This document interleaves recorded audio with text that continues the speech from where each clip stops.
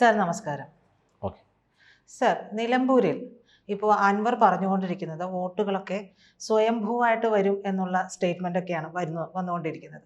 അപ്പോൾ അൻവറിനാണെങ്കിൽ ഇപ്പോൾ U D എഫിലും പ്രവേശമില്ല, L D എഫിൽ നിന്ന് ഇറങ്ങുകയും ചെയ്തു. വീണ്ടും അൻവർ എൽ ഡി എഫിലേക്ക് പോകാനുള്ള ഒരു സാധ്യതയാണോ അൻവർ ഇപ്പോൾ ഞാനായിട്ട് വോട്ട് ചോദിക്കാൻ പുറത്തിറങ്ങുന്നില്ല എന്ന് പറയുന്ന ഈ സ്റ്റേറ്റ്മെൻറ്റിന് പിന്നിൽ? അല്ല, അൻവറിൻ്റെ അവിടുത്തെ പ്രധാന ലക്ഷ്യം എന്ന് പറയുന്നത് ആര്യാടൻ ഷൗക്കത്തിനെ തോൽപ്പിക്കുക എന്നുള്ളതാണ്. ആര്യാടൻ ഷൗക്കത്തിനെ തോൽപ്പിച്ചു കഴിഞ്ഞാൽ പിന്നെ അൻവറിന് ഇടതുമുന്നണിയിലേക്ക് കയറാൻ എളുപ്പമാകുമെന്ന് അൻവറിന് അറിയാം.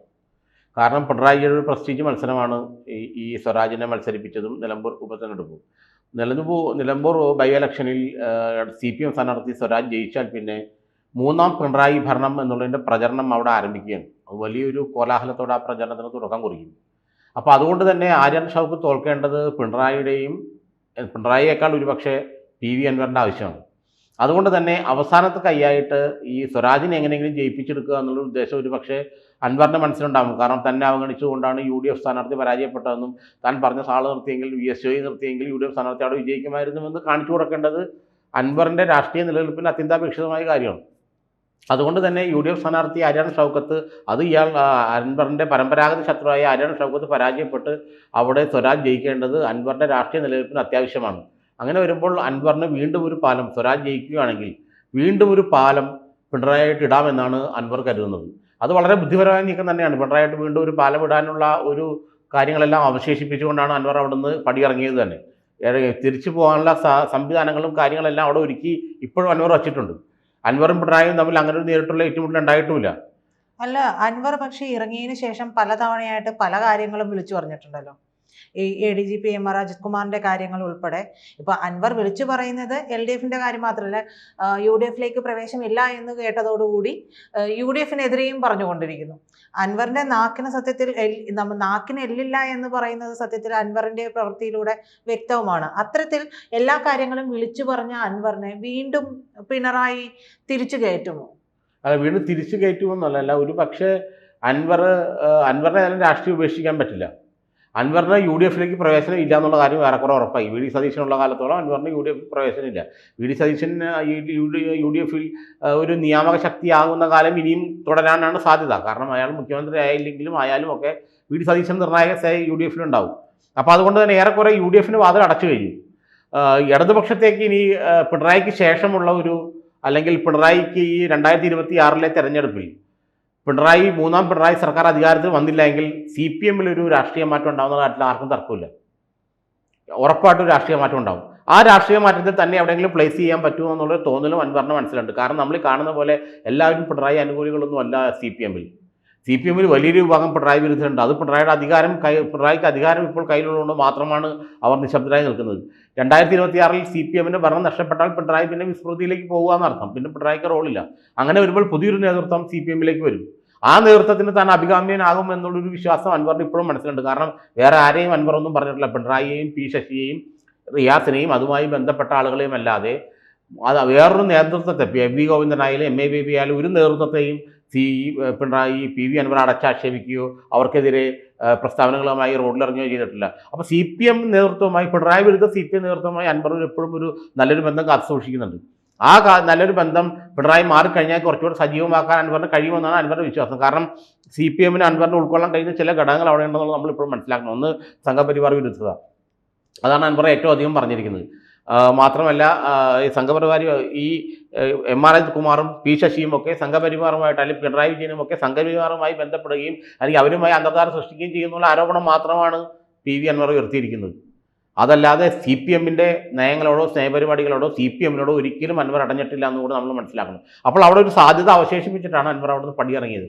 അതുകൊണ്ട് 2026 തെരഞ്ഞെടുപ്പിന് ശേഷം എന്തായിരിക്കും, 2026 തെരഞ്ഞെടുപ്പിൽ പിണറായി വീണ്ടും അധികാരത്തിൽ വരികയാണെങ്കിൽ ഭൂരിപക്ഷം അൻവറിന് അവിടെ സ്പേസ് ഉണ്ടാകാൻ സാധ്യതയില്ല.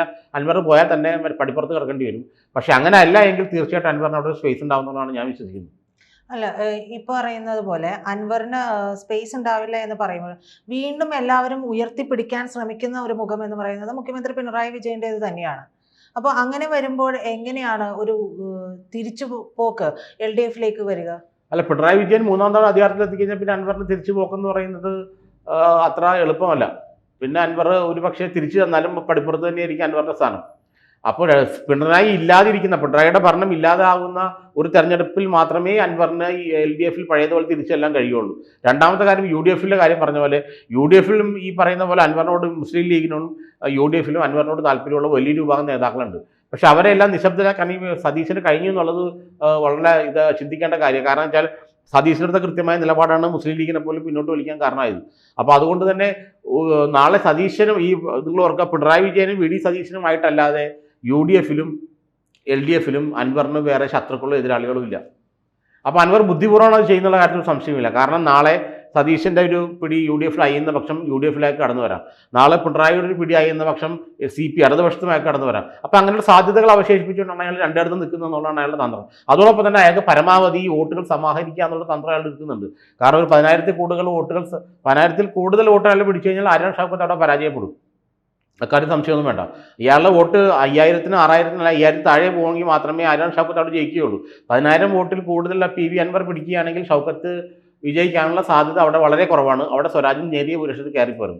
പക്ഷേ അവിടെ ഈ അൻവറിൻ്റെ ഭൂരിപക്ഷം കുറയുകയാണെങ്കിൽ, അല്ലെങ്കിൽ അൻവർ പിടിക്കുന്ന വോട്ട് കുറയുകയാണെങ്കിൽ, അൻവർ പിടിക്കുന്ന വോട്ട് കുറയുന്നതനുസരിച്ചായിരിക്കും ആര്യാൺ ഷൗക്കത്തിൻ്റെ വിജയപ്രതീക്ഷ എന്നുള്ളതാണ് അതിൻ്റെ അടിസ്ഥാന ഘടകം. അപ്പോൾ അൻവർ ഉദ്ദേശിക്കുന്നത് പരമാവധി വോട്ട് പിടിച്ച് രണ്ട് മുന്നണികൾക്കും തന്നെ സ്വീകാര്യനാക്കുക എന്നുള്ള തന്ത്രമാണ് ഇപ്പോൾ അൻവറിനോട് കൈക്കൊള്ളുന്നത്. നമ്മൾ പുറമേ കാണുന്ന പോലെ അൻവർ അത്ര മണ്ടനൊന്നുമല്ല. വോട്ട് പിടിച്ച് തൻ്റെ സ്വീകാര്യത വർദ്ധിപ്പിക്കുക എന്നുള്ളതാണ്. അതോടൊപ്പം തന്നെ ആര്യാൺ ഷൗക്കത്ത് പരാജയപ്പെട്ടാൽ, അതിനുള്ള പ്രധാന ആര്യാൺ ഷൗക്കത്ത് പരാജയപ്പെട്ടാൽ പിന്നെ സതീശൻ്റെ വാക്കിന് UDF അത്രയ്ക്ക് വില ഉണ്ടാവില്ല. അപ്പോൾ വീണ്ടും UDF ഭാഗമായിട്ടോ അല്ലെങ്കിൽ UDF പിന്തുണയ്ക്കും സ്വതന്ത്രയ്ക്കോ ആയിട്ടോ ആൾക്ക് നിൽക്കാൻ കഴിയും. അത്തരം സാധ്യതകളാണ് നമ്മൾ ഉദ്ദേശിക്കുന്നതിനേക്കാൾ വലിയ ഒരു 2x2 = 4 സാധ്യതയല്ല പുള്ളി അന്വേഷിക്കുന്നത്. 3x3 = 10 സാധ്യത അങ്ങനെ ഒരു സാധനമുണ്ട് നമ്മൾ പൊളിറ്റിക്സിൽ.